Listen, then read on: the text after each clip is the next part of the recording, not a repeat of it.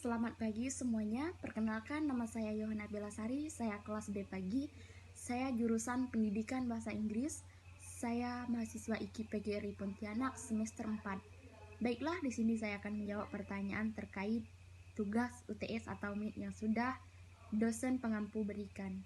Jawaban nomor 1 yaitu, menurut saya, secara umum fungsi dan tujuan pembelajaran bahasa Indonesia adalah sebagai sarana pembinaan kesatuan dan pemersatuan bangsa. Yang kedua, sarana peningkatan pengetahuan dan keterampilan berbahasa Indonesia dalam rangka pelestarian dan pengembangan budaya.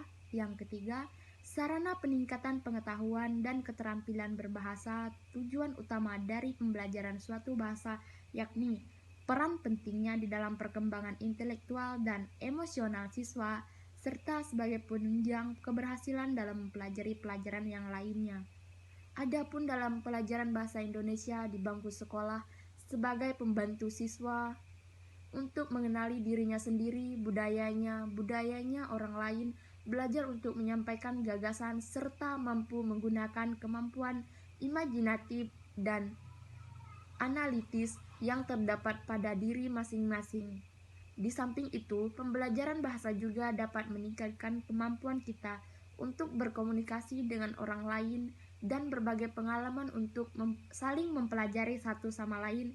Mata kuliah bahasa Indonesia nomor 4 dalam bahasa Jepang yaitu nonton, sama dengan buku catatan. Artinya, buku catatan adalah bagaimana catatan disusun dalam Evernote dan biasanya digunakan untuk memisahkan catatan berdasarkan kategori, lokasi, dan tujuan. Cina. P. Bahasa Indonesianya ratusan. Ratusan adalah bilangan yang terdiri dari 3 angka. Contohnya 100 tanpa koma. Portugis. Mesa. Bahasa Indonesianya meja, yang artinya meja adalah sebuah mebel atau perabotan yang memiliki permukaan datar dan kaki-kaki sebagai penyangga yang bertujuan dan fungsinya bermacam-macam. Meja sering dipakai untuk menaruh barang atau makanan. Meja umumnya dipasangkan dengan kursi atau bangku. Belanda. Kapten. Bahasa Indonesianya kapten, yang artinya kapten adalah nahkoda sebuah kapal, panggilan untuk pilot pesawat komersial, biasanya disingkat KAP, sebuah pangkat perwira militer pada Tentara Nasional Indonesia serta sebagai militer negara lain. 3. Kehematan. Dalam penyusunan kalimat efektif tidak perlu menggunakan kata-kata yang tidak diperlukan yang berlebihan. Contoh, buah-buahan apel, durian, nanas, serta pisang sangat disukai oleh Ani. Kata buah-buahan tidak diperlukan dalam penyusunan kalimat efektif.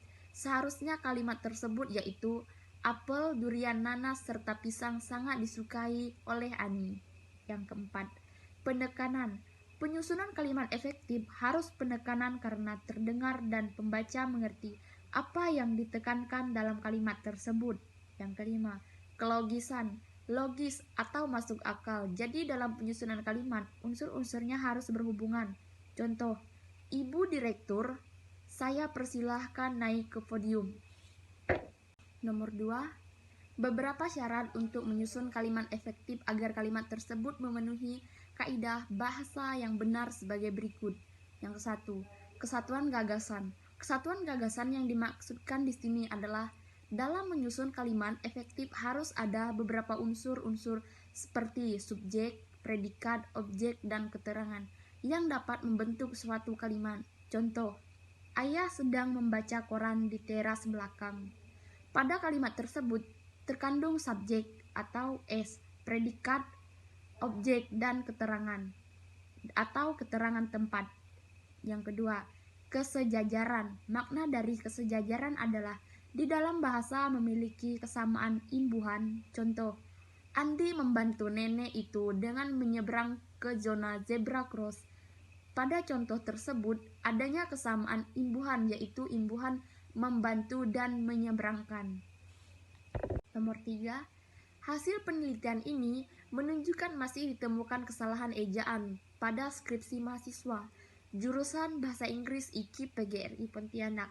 Jenis kesalahan ejaan yang sering dilakukan adalah kesalahan pemakaian huruf kapital, kesalahan penulisan kata depan di, ke, dan kesalahan penulis tanda baca titik, tanda baca koma, tanda hubung, tanda baca titik dua, dan tanda tanya.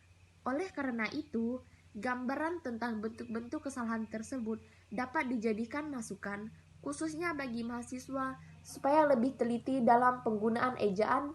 Selain itu, dapat memberikan masukan pemikiran bagi pembinaan bahasa atau pihak yang berwenang dalam bidang kebahasaan untuk mencari tahu penyebab mengapa masih terdapat kesalahan ejaan. Sedangkan ejaan sudah ditetapkan sejak tahun 1972, sehingga dapat mengambil langkah demi tercapainya tujuan pembinaan bahasa yang baik dan benar.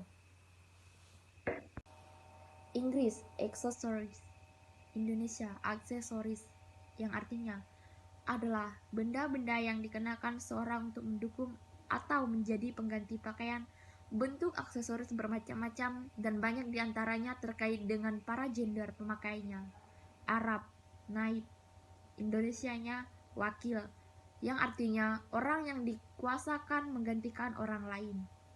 Baiklah, sekian pertanyaan dan jawaban yang sudah saya jawab terkait ITS ini. Saya akhiri, selamat pagi dan salam sejahtera untuk kita semua. Jika banyak kata yang salah dan ucapan yang salah, saya mohon maaf dan terima kasih.